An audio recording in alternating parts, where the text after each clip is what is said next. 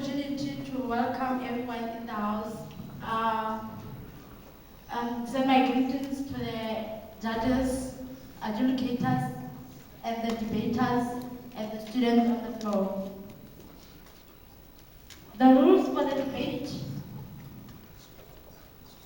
Rules of the debate. Points of information may be made by both teams. Speakers may accept or decline point of information. No point of information will be allowed during summation speaker.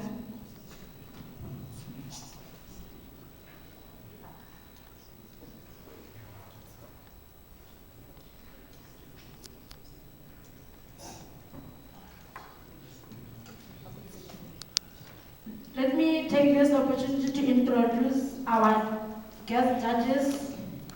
We have Tenolo Mokaleng.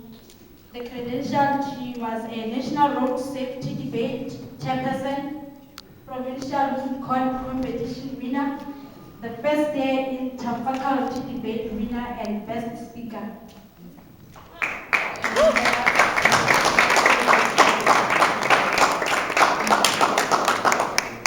We have Ms. Chilombo Menga, a communication lecturer from the Department of Women and Social Sciences, Masters in Media and Media Theory,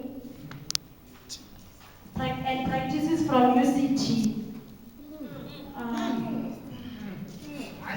Dean for UNASA Mafikeng chapter. Served in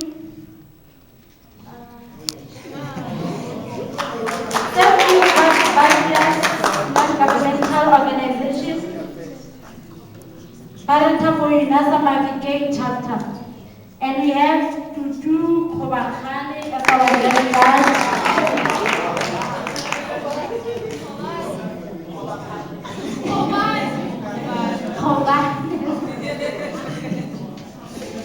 And finally, a master's in marketing. President, a former president, 2014-2015.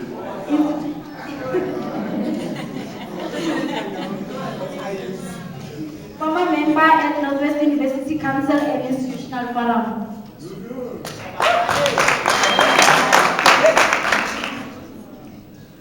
Each debater is given 7 minutes, and the topic is racism exists in South Africa only to those who choose to see it. Let's see. You are opposing. The Faculty of Education is opposing, and the Faculty of Law is for proposition. I will have each first speaker to introduce their debaters, starting with the opposing team.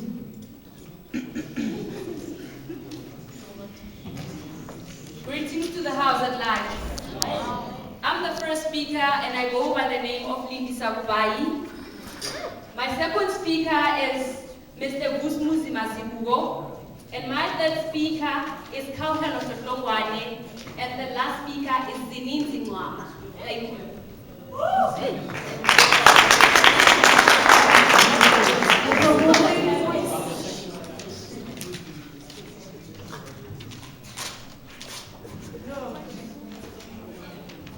Good evening, ladies and gentlemen. I am Mahou Pimer of the first speaker team of proposition. Our second speaker is going to be McDonald Baden-Horst. Our third speaker is Tato Mapangela, and our fourth speaker is going to be Usile Okaradu. Thank you.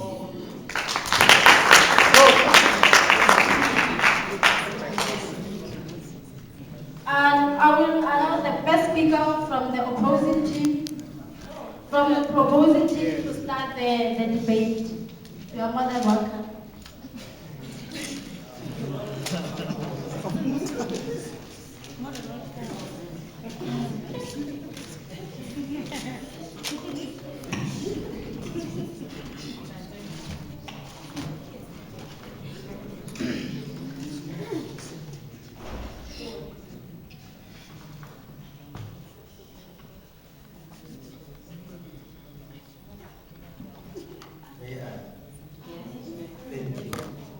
greet the House at large once more. As I said, I am Mafikeng First Speaker Team Proposition. This House believes that racism exists in South Africa to those who choose to see it. And we as Team Proposition strongly and firmly agree with the motion at hand that racism, yes, it exists, but it exists only in the minds of those who choose to see it.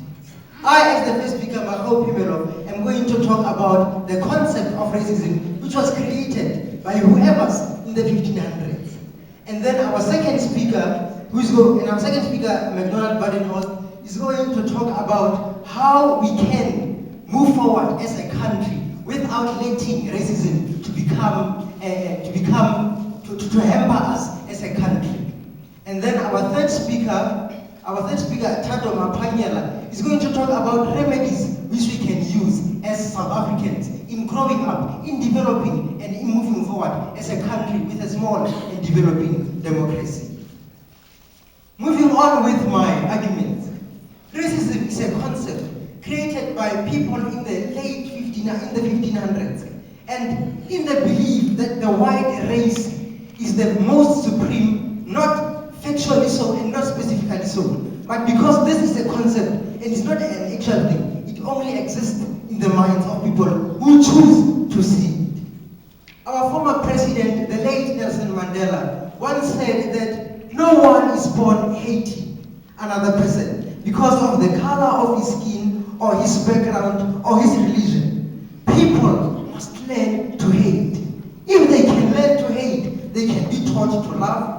For love comes more naturally to the human heart than its opposite. Close quote and quote and unquote. Ladies and gentlemen, even our former president acknowledged that racism existed. But in the existence of racism, amongst racism existing, he said that we can move forward by planting love in ourselves, by teaching others to love others, because no one is born hating. Hate is not human, which we as Team Proposition refuse to say that hate is human. Hate is not human. Hate is inhuman, because hate is chosen, and love comes more naturally. Ladies and gentlemen, there is a speaker who once said that life is not about waiting for the storm to pass, but life is about learning to dance in the rain. So we as Team Proposition are saying that yes, we are in a storm, the storm of racism, but nevertheless, we must not allow ourselves to be dictated by an evil thing such as racism. However, we should allow ourselves to move forward by learning to dance. Learning to dance means by learning to do the right thing when we are faced with challenges and difficulties. Yes, many might say that over the past few weeks, there were many uproars in the social media concerning racism, from Penny Sparrow and from just about 2 weeks ago from Judge Mayberg. Yes, those are the people who choose to be racist. So we are saying racism exists, but if you choose to see it, then you will see it. But if you choose not to see it, you will not see it. People are angry. People are livid. If you are angry, yes, you will see racism. If you are livid, yes, you will see racism. If you choose to not move forward, you will see racism.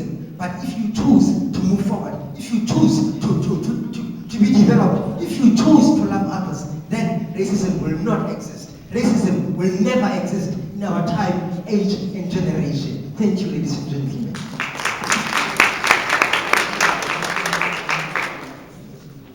The first speaker from the opposing team.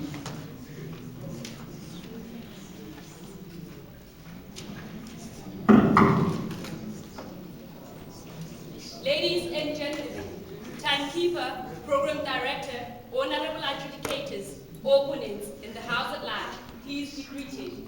I am Linda Sabubai, the first speaker from the opposition. And ladies and gentlemen, today the motion states, racism exists in South Africa, only to those who choose to see it. Let me bring the House at large to a clear meaning. Racism is endemic in global relations. Nations seen as white are invariably higher in the pecking order. This, ladies and gentlemen, gentlemen, is a fact of life in countries and international institutions across the globe. Racism is like a surname. It is passed from one generation to the other, meaning racism existed in the past, it exists in the present time, and it will also exist in the future. As the first speaker, it is my duty to give the motion, redefine the motion, bring the House at large to an understanding of what we are talking about. And my second speaker, who goes by the name of Vusmuzi Mazibubo, will give statistics to prove to the House at large that indeed racism exists to everyone and to all, not only to those who want to see it. And my third speaker, who goes by the name of Kabuhelo Sohlongwane, will summarize our whole team argument, summarize each and everything that you've said, and bring the House and put an emphasis on that truly we stand firm on the ground, that we say racism exists everywhere and to all. And my fourth speaker, who goes by the name of Zininzi Mwama, will be the reply speaker. She'll make the House at large know that we truly believe deserve to win the debate because of the facts that we've brought to the House at large. Ladies and gentlemen, as I've stated the motion, let me define racism since our fellow opponents have failed and we stand the House at large. Racism is an attitude, ladies and gentlemen. Note, an attitude, not a concept. Racism is an attitude that a particular race is superior or inferior to another, that a person's social, moral traits are predetermined by his or her inborn biological characteristics. And to exist, ladies and gentlemen, it is something that it is available in the present time. Like I said, it was in the past, today, and even in the future. The reaction of an individual is involuntarily or automatically evoked by the society in which the individual is reared in. The timelessness of racism has gotten hold of our today too, all worlds and areas, including our own era that we are living in today. Ladies and gentlemen, our own proves accessibility to the taunting effect of racism. People in the ancient deceptions were wantonly given over to the undesirable effect of this ever-existing part of human racism. People in the modern world are still given over to the taunting effect of racism. Yet, ladies and gentlemen, racism exists to all and to everyone and everywhere. In 1712, a man called Willie Lynch, who is one of the masterminds of slavery psychology, the man whom Lynch is named, delivered a speech in the bank of the James River in the colony of Virginia. A speech written by Frederick Douglass. In his speech, Willie Lynch introduced a psychological system approach which indisputably configures people's mentality today. Ideally, his aim of this systematic approach was not only aimed at breaking down the psyche of the generation, but practically the aim of this systematic approach was only aimed at breaking down the psyche of humans. Ladies and gentlemen, as I have stated, that racism is like a surname. It is passed from one generation to the other. Meaning if a surname is passed from one generation to the other, it will never come to an end. It will always exist, and not only to those who only choose Points to of see it. information, ma'am. Preserve it, ma'am.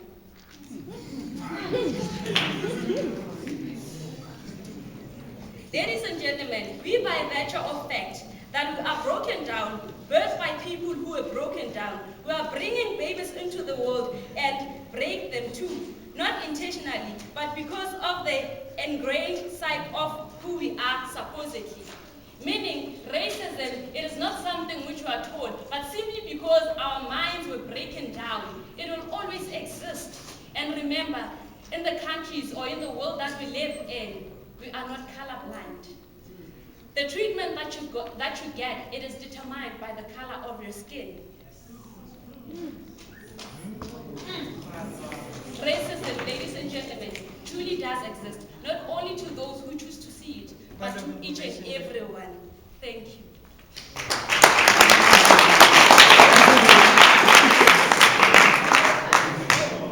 The second speaker from the Faculty of Law.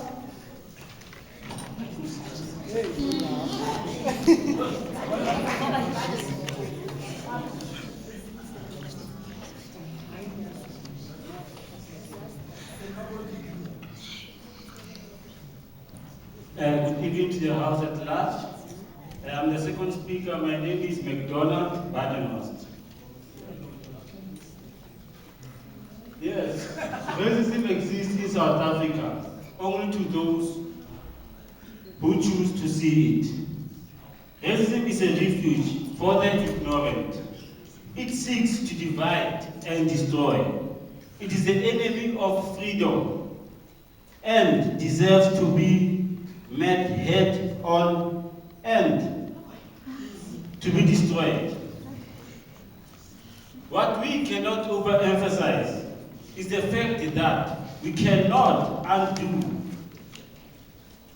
the lying of a unique system such as apartheid. It is our responsibility as citizens of the people to strive towards reconciliation, transformation, and nationhood as South Africans. It is dangerous to our democracy for anyone in the society to hold the view that racism is indeed a given. It is obvious to most South Africans that racism remains a key challenge to our democracy.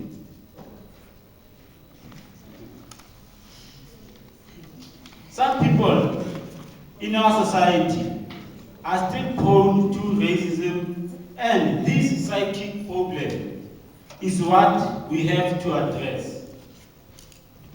Racism only exists to those who want to see it, mainly because the only way to address racism and to move towards a transformation of reconciliation towards our country, we need to reflect that racism is a refuge for the ignorant. If you choose not to see racism that exists, we'll then move towards a South Africa that is reconciled, a South Africa that is against racism in our country. Now, in order to move towards that transformation, we need to practice Ubuntu, meaning the concept of humanity towards others, and the concept of rainbow nation in ourselves. When we practice Ubuntu amongst ourselves, we do not only choose to not to see racism, we choose to see the good side of people. Now we say we can sit down with other races and discuss issues without being ignorant and say no, racism still exists. We can choose now in our eyes to say, my fellow white brother of any other races. We move now towards reconciliation. We understand each other. That's why we say we need to practice Ubuntu towards ourselves. The humanity. Humanity is very important in order to move away from racism.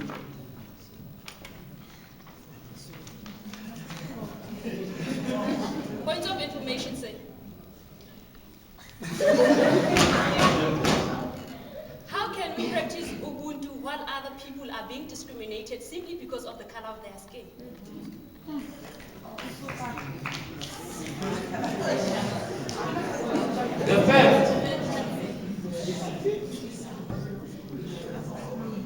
The fact that we practice Ubuntu is humanity towards ourselves. It's when we decide to do away with racism.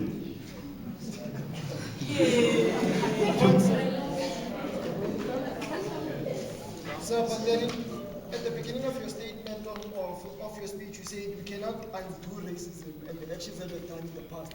Therefore, how can you practice Ubuntu, or how can you plant love like the first speaker said, whereas you cannot undo what has happened in the past?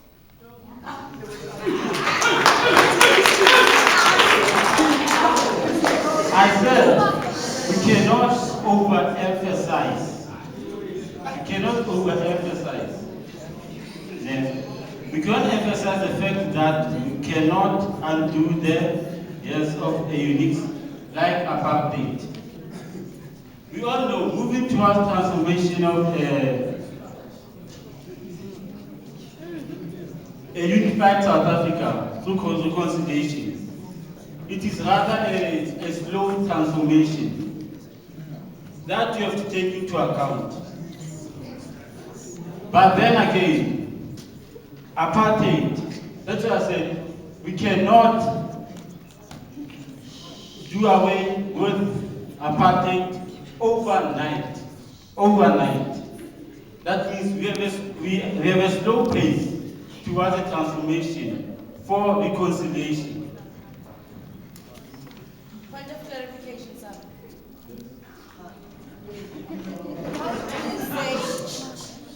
How do you say and stand before these people and tell them that you are working on slow transformation, yet we still have organizations like the Red October being invented whereby they only accommodate whites? What about the other races?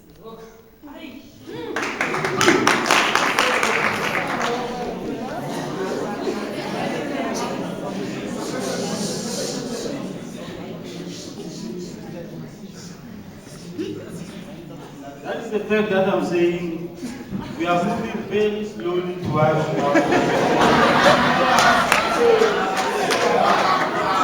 but it is within ourselves. The moment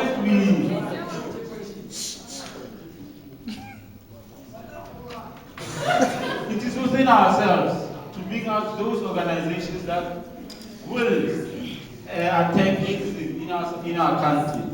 Because then, when we form an organization which says racism exists to those who only want to see it, we are now moving towards a transformation for a better and reconciled South Africa.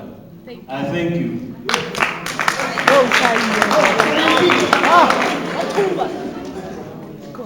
Second speaker.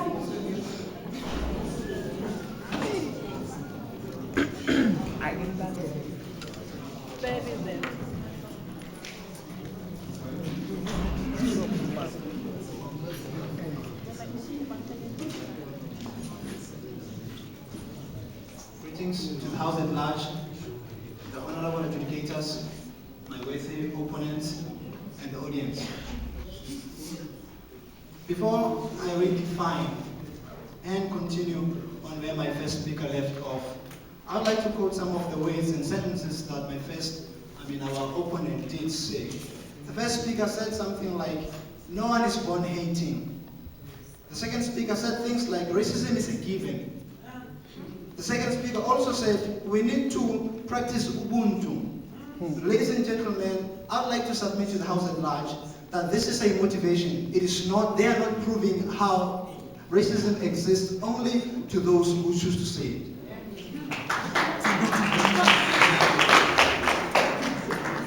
Racism in South Africa exists only to those who choose to see it.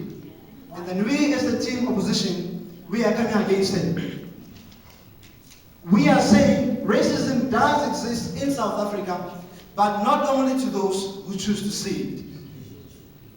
I wish to restate the motion and make clarifications on what they are standing for and on what we are standing for too.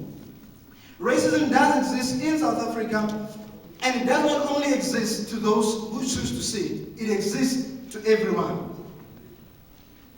Team proposition is affirming that racism exists only to the people who choose to see it. They affirm that racism depends on the idea of decisionism.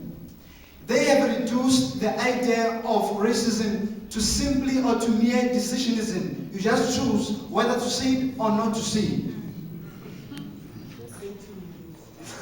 Ladies and gentlemen, I wish to make you all aware of the fact that we are dealing with people here. We're dealing with psychological beings. Therefore, we cannot take down their decisions on a mere decision. We are dealing with their psyche, which immensely contributes to their perception of almost everything, including the issue of racism.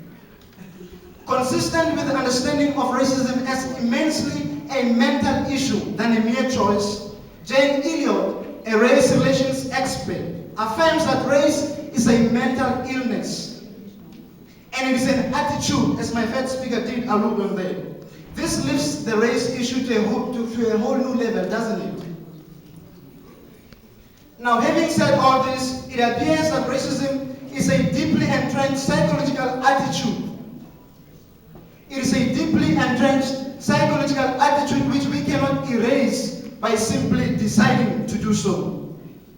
When commenting on the UF's student incident, Sinotule and Weston, in his article, "The Racism is Still a Threat to the Democracy of South Africa," they say, quote, "One of the most disturbing deductions we could draw from the UF's video is that a racist mindset is being passed down from generation to generation in our society. This indeed is a psychiatric problem," unquote.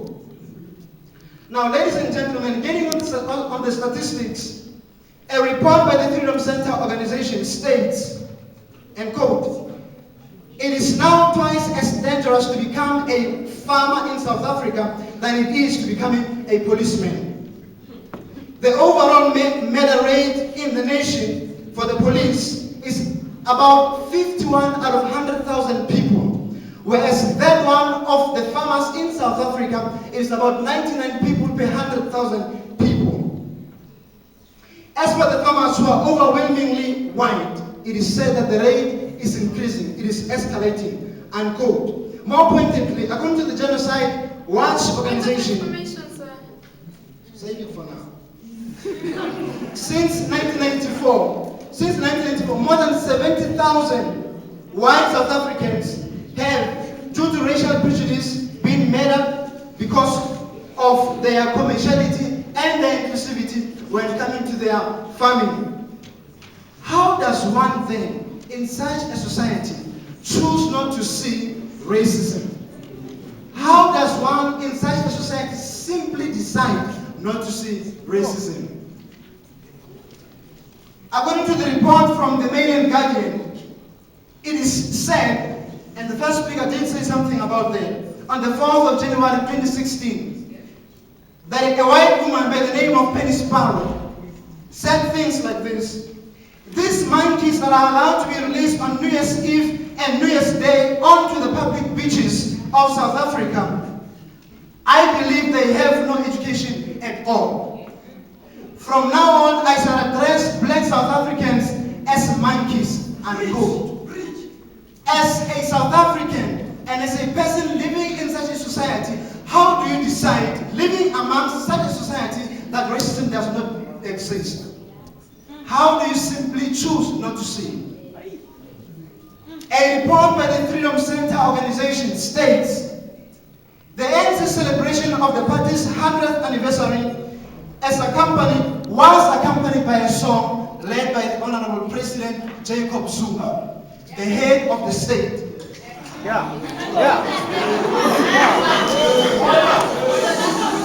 And amazingly and shockingly, part of the lyrics of the words read, "Dubula Ipunu," which is translated, "shoot the Boers." How in how as a person living in such a society you choose just merely not to see racism, if such words are even given by the head of the state?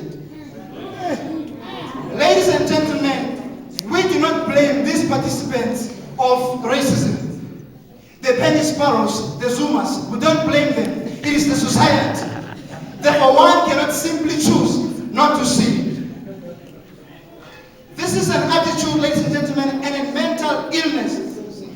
It is a societal configuration and production which we cannot simply pass over by the idea of decisionism, choosing. In conclusion, ladies and gentlemen, I believe it is being shallow-mindedness to perceive the racism issue as a thing that we can choose to see or not to see. I advise the House at large, let us not be naive about this issue. It does exist, and with this, we continue to negate.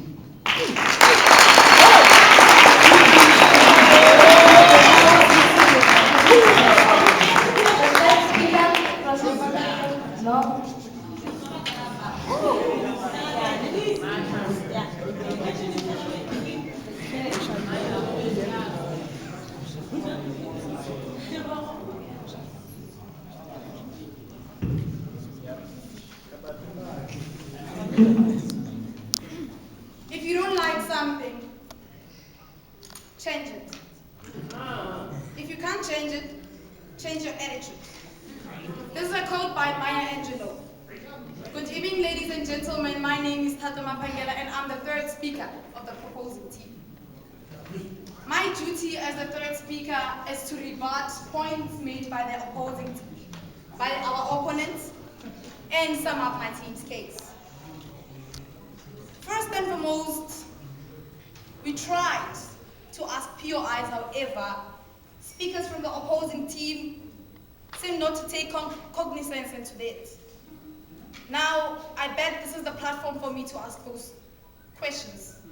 Because right now it seems like they'll be rhetorical.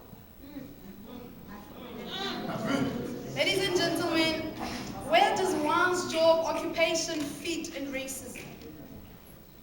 One of the speakers in the opposing team came here and said that it is more dangerous to become a farmer in South Africa than it is in becoming a policeman.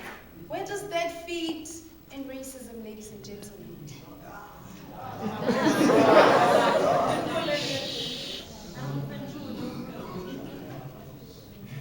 The first speaker said that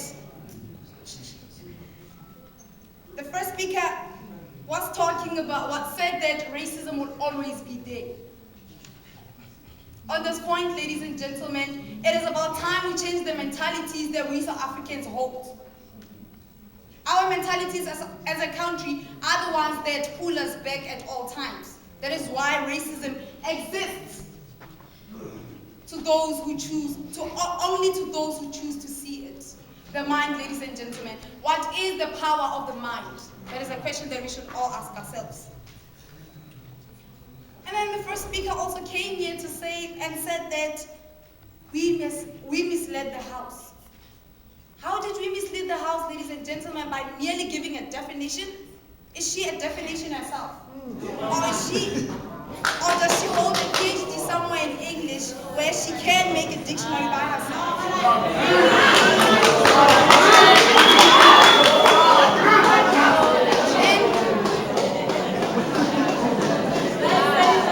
She also said that treatment is available by the color of one's skin. Ladies and gentlemen, racism. Attitude, one's psychological capacity. Ladies and gentlemen, if ever as a black person one can stand up here and say that one treatment is given with regards to one's skin, then what are we saying? This simply means that somehow our psychological capacity, to put it that way, is affected in a way. Racism, ladies and gentlemen, is a reality in the society that we live in. However, ladies and gentlemen, if ever you choose not to see it, then it will not exist in your mind.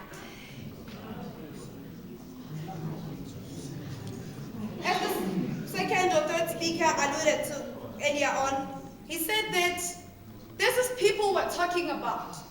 There are psychological beings. Yes, we are psychological beings. And then he further went on to say that we cannot take decisions by mere decisions. What's that? Now, ladies and gentlemen, moving on to my point. As the first speaker of the proposing team has already alluded to earlier onwards, I will also be summing up my team's case and then giving remedies. We cannot undo racism. However, as the country, it is even stated in the preamble of the Republic of South Africa that we do recognize the injustices of our past. Recognizing them does not mean that we promote them. And one of the remedies that I'd also like to give is that, as the first speaker also said, we need to teach and plant love in one's heart. If ever love is taught, can one merely be racist?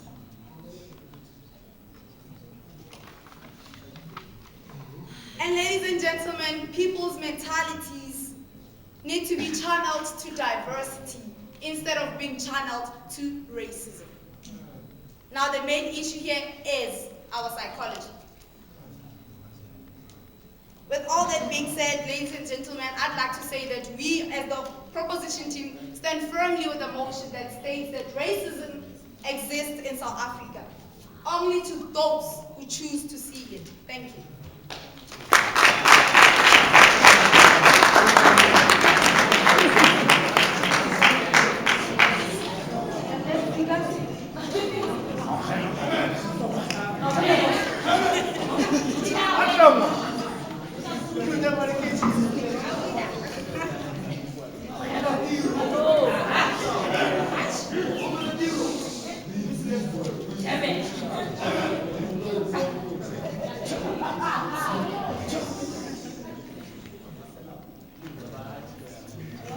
Greetings to the House at large.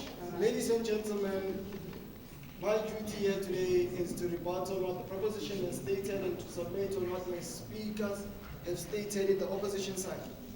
Ladies and gentlemen, before I begin, I'd like to redefine the concept racism.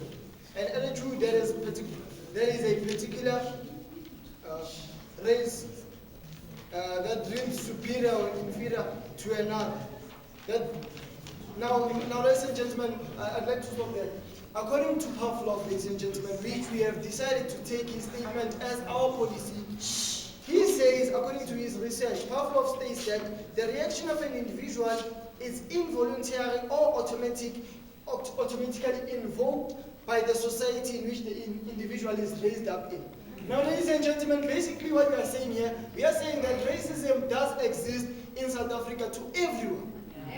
Now, here we are trying to state the fact that the behavior we have been seeing in Potchefstroom, the behavior we have been seeing from the students from the University of Free State, the behavior we have been seeing in Stellenbosch, though we cannot blame those students, we cannot blame those people. According to a psychologist, a philosopher, ladies and gentlemen, Pavlov, clearly states in his research that those people react in a certain manner because of the past that has happened, whereby they were present during that past. Ladies and gentlemen, as a 3-year-old, an image which you see as a 3-year-old, you will be able to react upon that image when you are turning 21. Ladies and gentlemen, I'd like to give an example. Say for instance, you lost your parents through a gunshot. And then a criminal killed his enemy through a gunshot. The next time, the two information people... said. Please. The next time, Point of information, sir. not taken them. The next time those two people hear a gunshot, they will both react differently. One might be Point a of leader of information, the sir. Can I please finish with this point and then you can help? Ladies and gentlemen, as I was saying, that one who killed the enemy will be happy that I have no enemy in this earth. But the one who has lost parents through a gunshot will cry. Take a look. Are you blaming the past for today's injustices? Exactly. We are blaming the past because of the attitudes and activities which people in the present day act upon. Ladies and gentlemen, let me tell you this. Let us make it clear that the only way in which the proposition can implant love and transform this attitude of racism is by only brainwashing us. Because we need to get rid of the history we are learning. We need to get rid of the images we are seeing in documentaries. We need to get rid of the images our parents have seen in the past.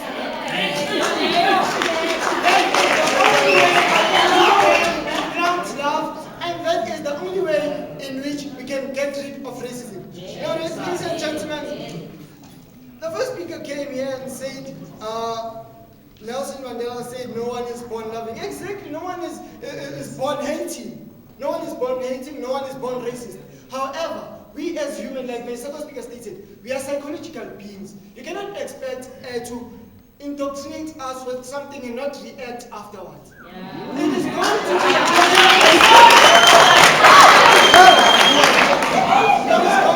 be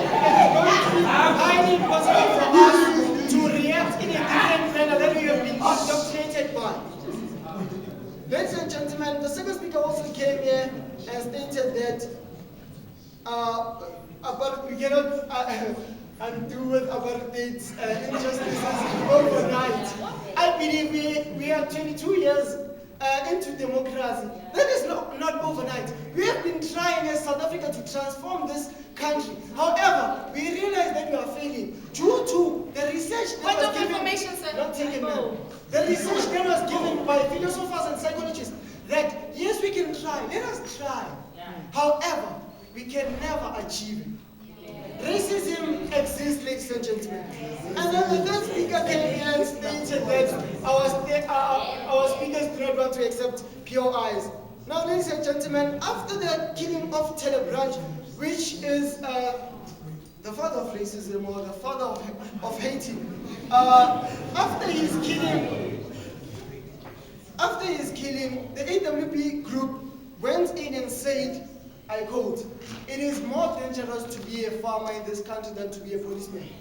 It is according to what we have seen. It is according to what they have seen. Farmers are being threatened every day in life more than policemen. Policemen are also being threatened. However, now looking into this context of racism, farmers are being threatened because of their color of skin.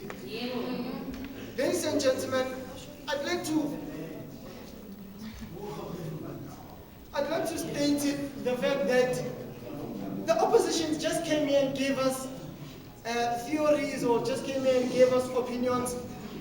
The only way in which you are going to implant love and give us solutions, which we did not hear from you, the only thing you spoke about is Ubuntu and love. The only way you can do that, you can try, but then you need to first brainwash us or hypnotize us. Which one of the two are you going to use? Because it's the only way you can install love and get rid of racism that we have been subjected to in the past. Ladies and gentlemen, I believe we have came, we have saw, and we have definitely come.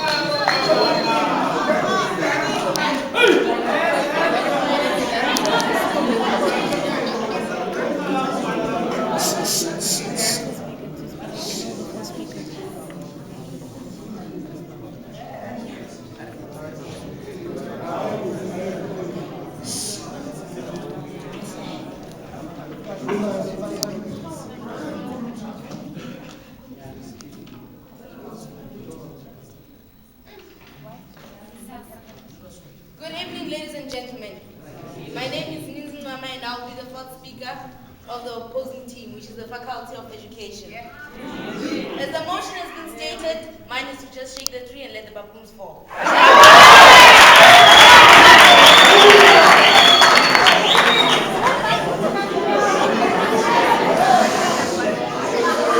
Ladies and gentlemen,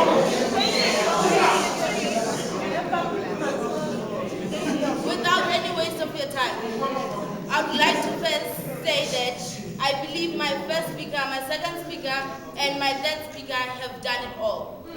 Mine is to stand here and tell you that to start with, reason why we need to win this debate, reason why we deserve to come first, besides us as the Faculty of Education being the mother of all professions, including the others, we're going to be here, we said we're coming here to debate. That was the first point. That is the main reason why we are all here. But looking at the facts that my opponents just gave here, you'd realize that from the first speaker, the second speaker, they were motivating, not debating. Reason why I'm saying that, it is because in a debate, we've got three elements. And one, you come with a claim. Two, you give us data and statistics to substantiate what you claim. And three, you finally have to come up with a warrant. Give us example, explain, make us understand what you're talking about. From our opposing team here, I did not see that, unfortunately. Coming to my second speaker, which is Mr. Mazibuko. Mr. Mazibuko explained everything. Mr. Mazibuko gave us statistics, he gave us the history, he talked about even the current situation, which we are faced with, saying it still exists, meaning we're talking about the current situation now, not about what happened in the past, that we can use as a form of reference. My third speaker was supposed to come here from the opposing team, the opponent, was supposed to come here and rebut. Unfortunately, I did not see that coming out of her. Instead, I had a question my fellows about what they said. Moving on, you will go again to my third speaker. You said a lot of things about psychology, that this whole thing that happened in the past, it affects us now, and it is because of psychological reasons. Ma'am and your team, kindly, as an educator, I would like to advise you to go back and visit the library more often.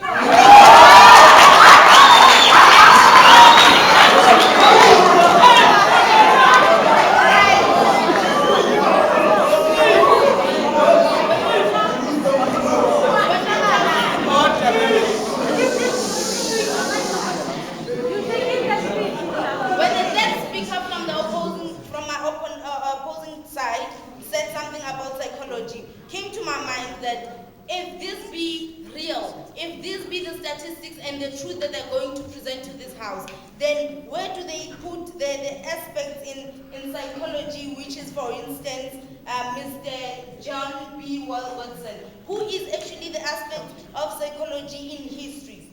In that, someone said a child is not born with hatred and whatever. Point of correction. Mr. John B. Watson proves that in his research that a child is born with rage, is born with fear and love. Nothing about what you refer us to. With that, I believe that my team and I have already stated enough reasons and given you enough examples and explanations as to why this debate is not even considered really much of a competition. Thank you.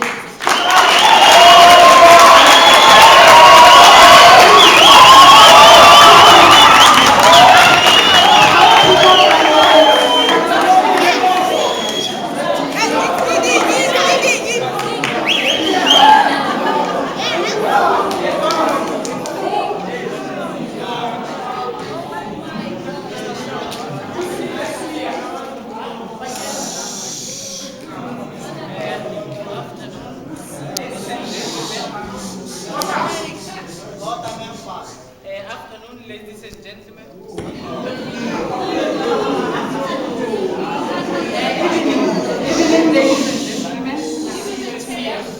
Evening, ladies and gentlemen. As my colleague has already indicated, I'm the fourth speaker from the proposing side. My name is Omkarabilu C. And my duty today is I'm here to conclude everything and indicate or provide reason why we as the law faculty should win. Now, my first speaker has already indicated that racism only exists in South Africa to those who can see it. Now, from my first colleague said that South Africa, it is a non-sexist, non-racist republic. From where in 1994, South Africa got freedom in 1994, where everyone has the right to express their right. Now, racism, it's something that develops in someone's mind, and that you can see. You only can see it if you believe on it. Now, also Mandela, who was the first president of South Africa, preached love.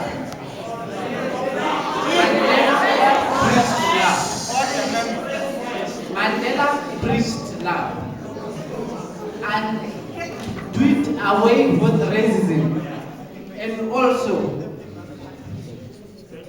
and also that the people who are racist is those that can see it. Now, from the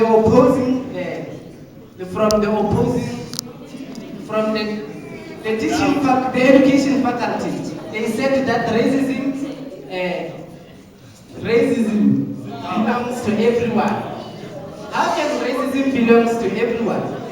While most of the South Africans practice peace, while most of the South Africans do away with racism, while most of the South Africans, they can preach for love. Racism is something that you as a person can change it. It is an attitude which you can change. Attitude is something that you can do away with it. You can do away with a bad attitude. So why can't we do away with the racism? Racism only belongs to those who can see it. And racism belongs to those who believe that there is racism. Racism cannot be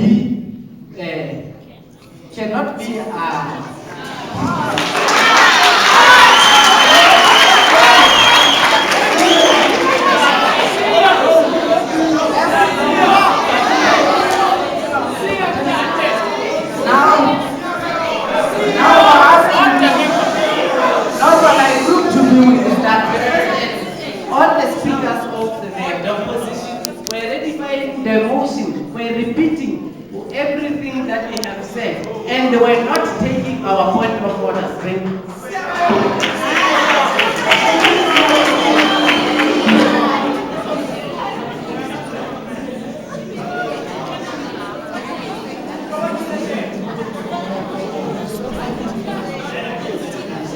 Ladies and gentlemen, the debaters have said their opinions, facts, and ideas about racism in South Africa. I'm now opening for the questions and comments on the floor. I will take the first 5 sets of hands.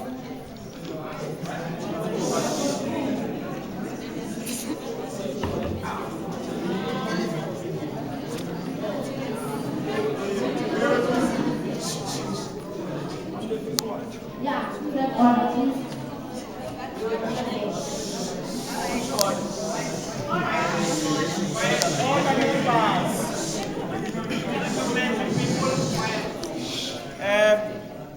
I just have a simple question to the affirmative team. You talk about racism only exists to those who want to see it. I wonder if you had a look at a town called Orania in the Northern Cape, where it is only and exclusively for the Afrikaans-speaking people. If I take my little Zulu boy to that town, who won't be allowed to go in, I wonder what will go into that child's mind, because it will already implant something that is there. My second question is that in that town, it's under the Tembelihle municipality, which translates to Good Hope. I wonder if the affirmative has taken a look at the idea, at the fact that racism in South Africa exists whether we like it or not. It is like a wall that is there. If you decide to ignore it, you'll bump into it. And if you decide to see it, you'll move away from it. Thank you very much.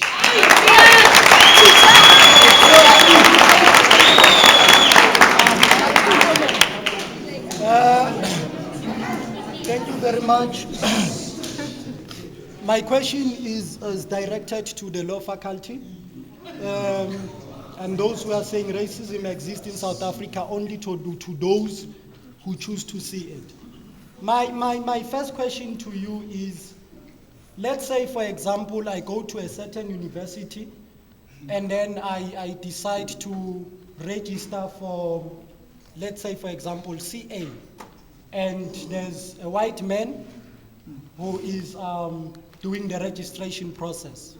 And he says to me, I cannot be able to register for CA because I am incapable because of my skin. And you guys, you are talking about changing the attitude. In other words, you are saying that we must be ignorant to racism. So are you saying to me, is the problem with me or the person who is racist towards me? Because if you say we must change our attitude, you are not saying to the person who's racist must change the attitude of being racist. But you are saying I should choose not to listen to the person who is racist towards me. So my question to you is very simple. So are you saying we must be ignorant to people who are racist to us? We must pretend in a way to say no, there is no racism, whereas every day in our daily lives, people are being racist towards us. Thank you very much.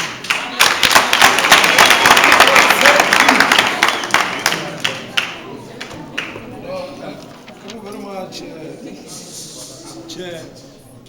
Let me also thank the debaters also. Well, Chair, I would not want to actually dwell much on questions, but rather on inputs or rather comments. That, Chair, you see myself, I do not want to say this one is either racist or this one is not racist. But rather I want to say that collectively as we are here, we are seated with a giant enemy, which is capitalism. I will tell you why am I saying that? Is that in reference to what we are saying right now, we are saying other people are racist because of they are angry to others because of they took their land. Yes, they took our land and we want it back, but that is not the matter. The matter is capitalism. Yeah.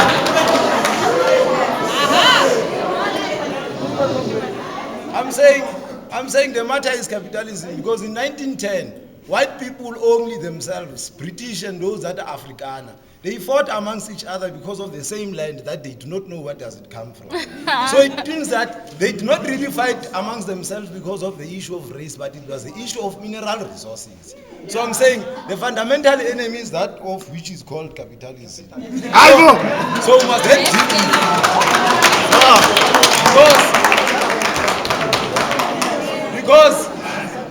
Because Julius Malema can wake up in the morning and say black people are not racist. But he is correct when he says that it is not justified. There is nothing that justifies a black person that brutalizes another black person because of their owning a spaza shop. What do you call that thing? You call it xenophobia. Why can't you call it racism between black people? Is it because of a definition of the race itself or what? It's not. So people are angry where we are seated right now and they are responding psychologically because of the current economic conditions that they find themselves in. Black people who are advantaged, who are having access to wealth, they don't see anything that they are the ones who are supposed to be debating this thing, you understand? Because listen, Chair. Some of my fellow friends who went to former Model C schools, they never had problems with white people, but because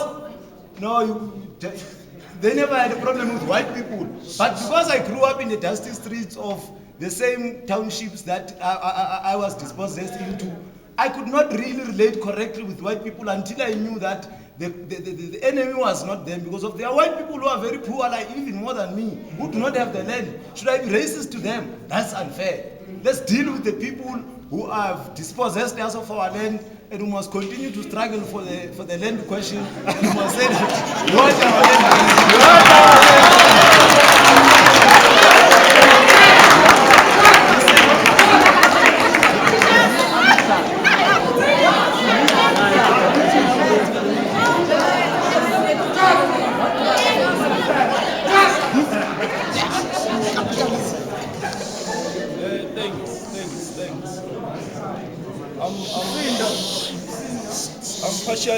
partially covered by the latter speakers. There's an aspect with regard to the topic that I want to bring to the fore. To say the topic in itself is imbalanced. It's favorable to the opposing team. So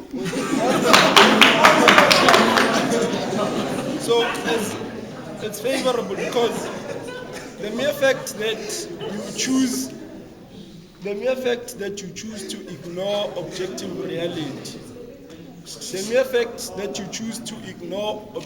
reality, does not mean that it does not exist. Yeah. So that you choose to see racism or not, if it exists objectively, then it exists. So that is what I'm saying. I wanted to bring our attention to this issue of the imbalance in the topic in itself. Thanks.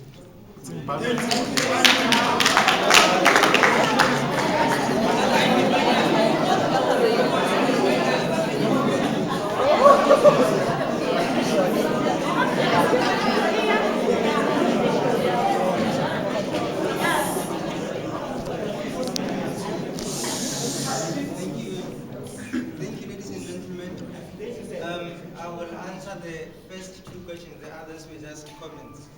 The first question and the second question were more or less the same. The first question was, what would happen to the person who posed the question said, what would happen to his Zulu little boy when he takes him to the town of Orania, where there are only white residents there? How sure are you that now there are only white residents there and not other people from other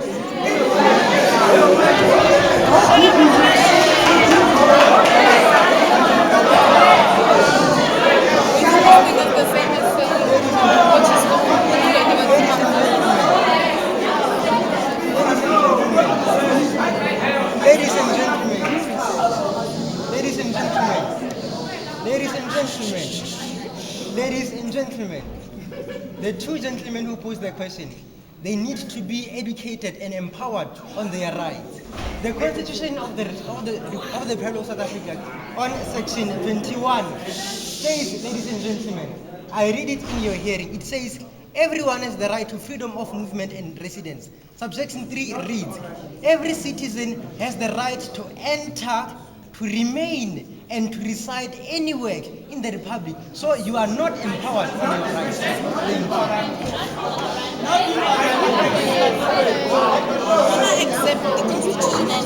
Constitution does not say accept Orania. You need to be empowered on your rights. I'm going to take the last set of hands, the last five. You need to be empowered on his rights.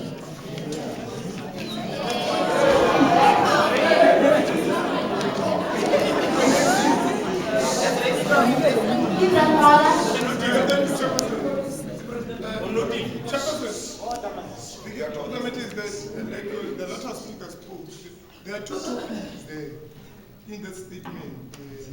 And second, those two topics on its own are a burden to a black child, Chairperson. Yes. You cannot come here, Chairperson, and talk about does racism. You say racism exists. That's a statement, and you say only to those who see it. That is why it was difficult, because none of the two teams justified as to who sees it and who does not see it, Chairperson. Chairperson, racism exists. Mr. Rousseau, open code, once said, open code, Chair.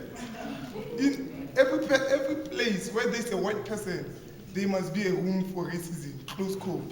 So Chairperson, racism is there. And that statement was said by a white person. That shows how much white people are racist till today. Mr. Daisy talk about the economy, the enemy's capital, of which is true. But we cannot say the enemy's capital and want to say, because my friend here, Pilan, has land and I do not have land. And I do not have land. Pilan is racist. No. Racism goes back to the issue of color, to the issue of language. You go to Portuguese room, there's no the minority bazaar. And white people are in majority there. You come here because white people are racist, they don't want to feel equal to us. They want to feel special. When you get here, they tell you that there is a bursary for minority students. Who's minority? They reduce it to white people again. So the issue of color, Chairperson, always remains a problem here. You go this way, trying to go into Kanda, you find a group of white people, they're having a party on their own. That's not racism, Chairperson. So it is a problem of color.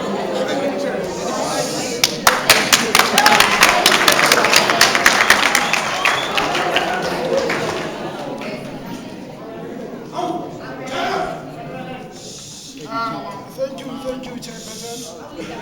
I'd like to take you back to the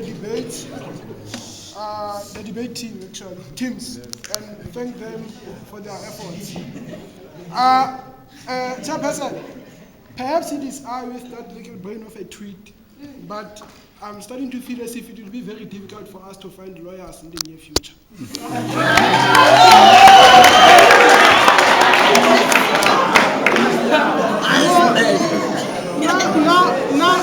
Now I was taught and equally brainwashed that lawyers use facts to debate, and that lawyers can debate everything, basically, and they can even convince you.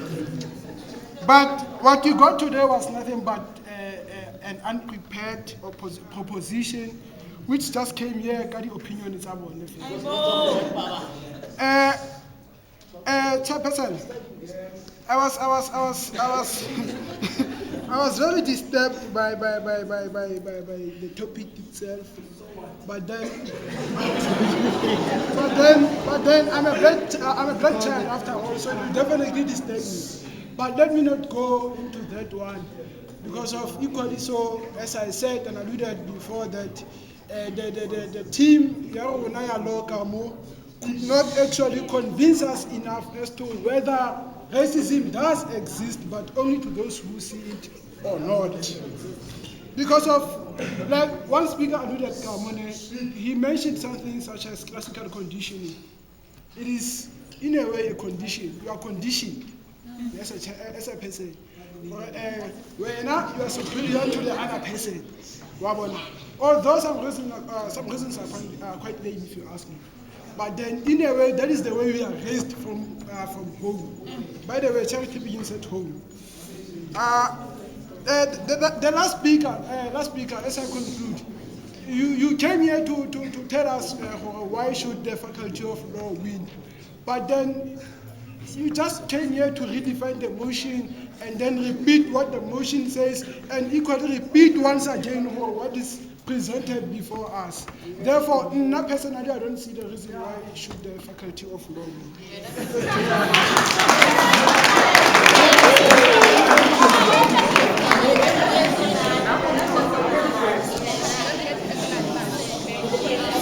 Good evening, ladies and gentlemen. My question is to the affirming team. The third speaker mentioned something about treatment is not connected to one's color, skin color. So, how come poor people, poor white people, don't get RDP houses, whereas poor black people do get RDP houses?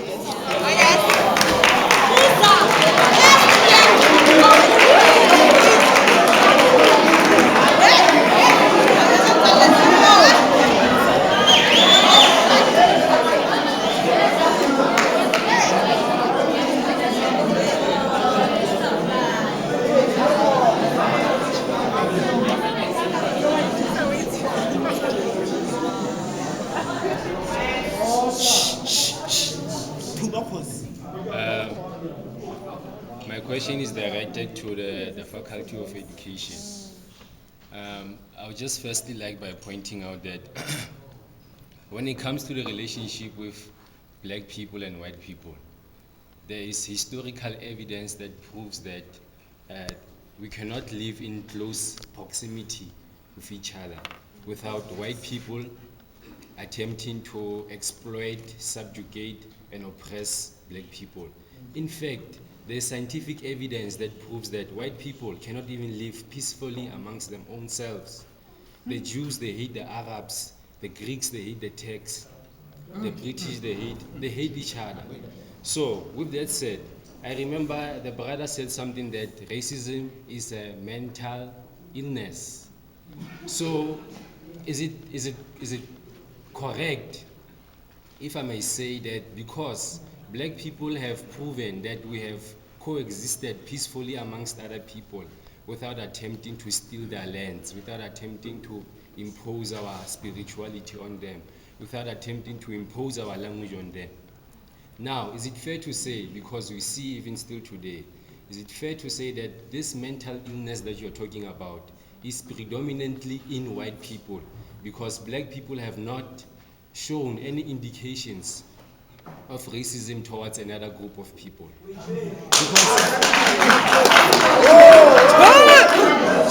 Just the last point, before I conclude, I would just like to say that there's a lot of misconception. I would have liked, before this argument begins, I would have liked that there have been a clear definition of what racism is. Because a white person saying a black person is a kafir, that is not racism. People. Racism is institutionalized in universities such as this one. There's large racism existing here in these universities. When you come out of these universities, you're going to come up with the real reality of South Africa as it is. You're going to feel racism, no matter if you have a qualification similar to that of that white girl. She's going to get a job before you, because she's white. And that is the nature. And that is the nature of racism. Racism is not just calling people kafirs and what? And bulls. Racism is not just saying kill the bulls. That is not racism. Racism is about power relations, differences in power. And right now, white people have more power than us. Matla.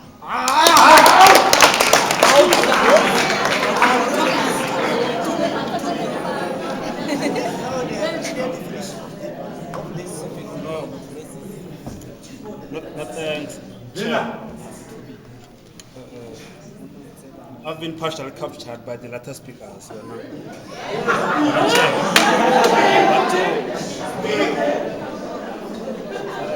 add on what my brother said about Oranje, there's this one small town in Western Cape called Swellendam. That place still maintains the apartheid legacy and its police. For example, there's a cemetery there where they only bury white people. And if you're a non-white person, you can't be buried there. So my question is that, can we say that there's no racism when we still have racism march? Can we say that there's no racism when Maloba in University of Free State? Yes. University of Free State.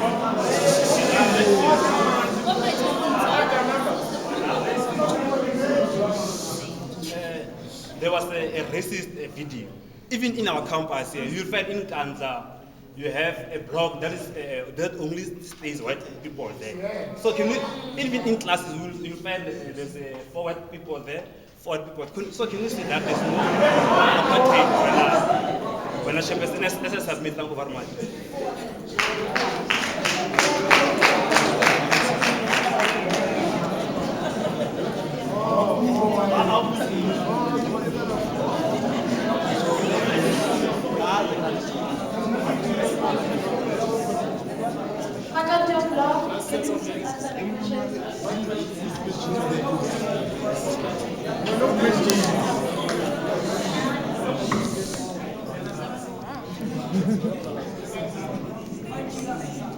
Okay, thank you for this opportunity, and I'd also like to thank all of you who gave us your input. I'd like to respond to her question. When she said that, how come poor white people don't get RDP houses while poor black people do?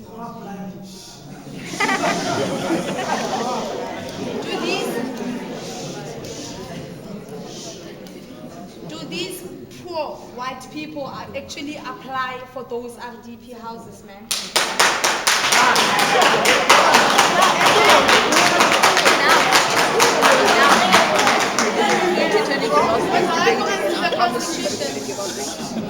With reference to the Constitution of the Republic Republic of South Africa. Everybody has a right to housing. Section 26, subsection 1 says that everyone has the right to have access to adequate housing.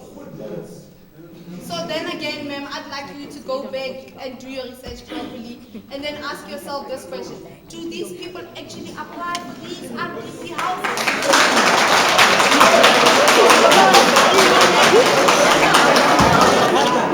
This is because the main aim of the RDP, one of the aims of the RDP is to eradicate poverty.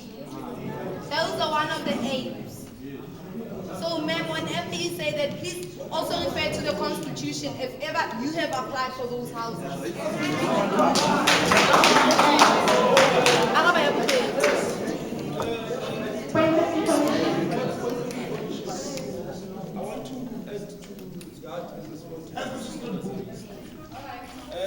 Yes, there's a community of poor people in Glenville in Pretoria.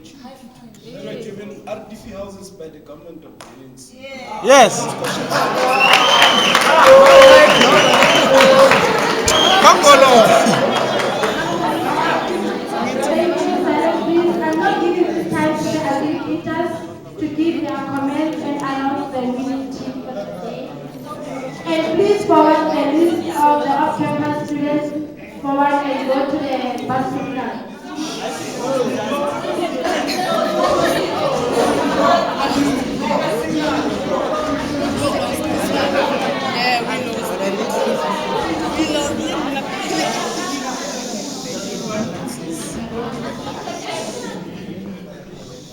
Okay, I think I can respond to what the brother on the other side asked about why does it, his basis was on the explanation that racism is a mental illness. And by the way, that was a quote by Jane Elliott, an expert in race relations.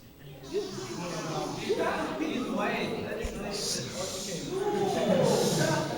reason why, in my opinion, she defines racism in that with a definition. If you can just listen, you understand.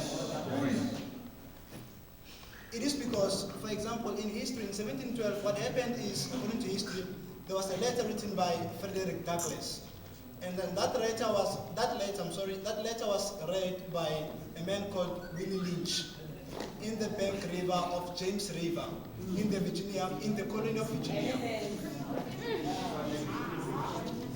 In the colony of Virginia. So what was happening in that stance, he was coming there as a slave master to come and speak to the slave masters of different places.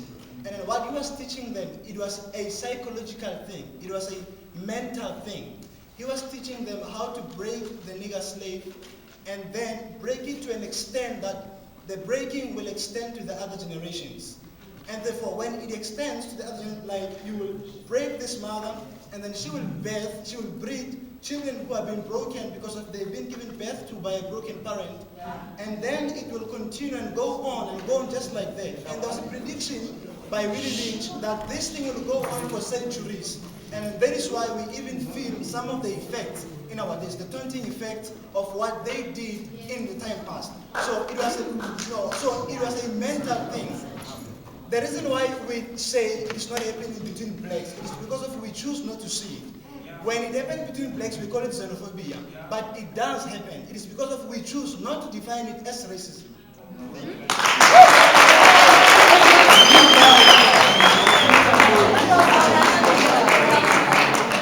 you. I'm not giving us to Tenolo, our guest judge, for announcement of the winner and the general.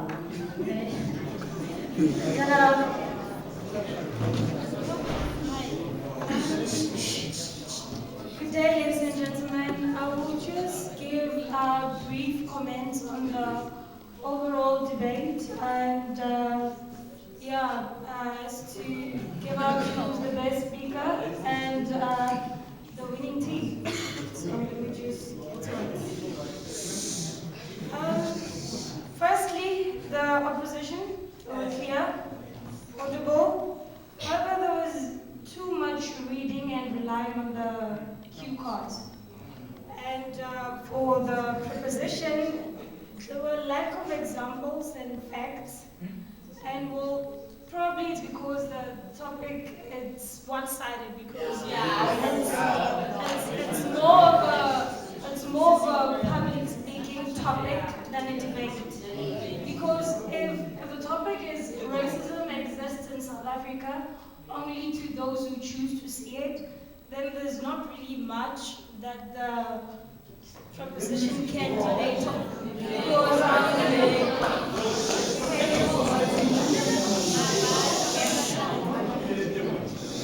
thank you. Because only to those who choose to see it, it's like saying that. Let me give an example. Say we can say drinking and driving under.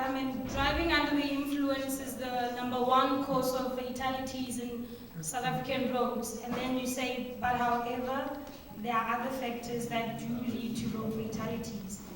Hence, in this topic, when you say only to those who choose to see it, it's like we're having already something that the proposition can say that, yeah, there is racism, but only to those who see it, but there's not much that they can debate upon. Because at the end of the day, it becomes just, okay, guys, let me finish. Guys, let me finish. Okay.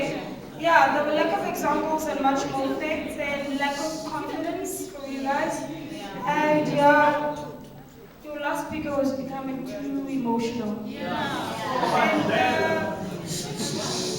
you guys lacked eye contact. At least they tried, although there were some lacking of practical examples, but you did try to give examples and interact with the audience, eye contact and body language. General comments on the debate. The debate overall was weak because of the topic contributing to the overall debate. And the best speaker that we have from the opposition is Vusmus Mazibuko.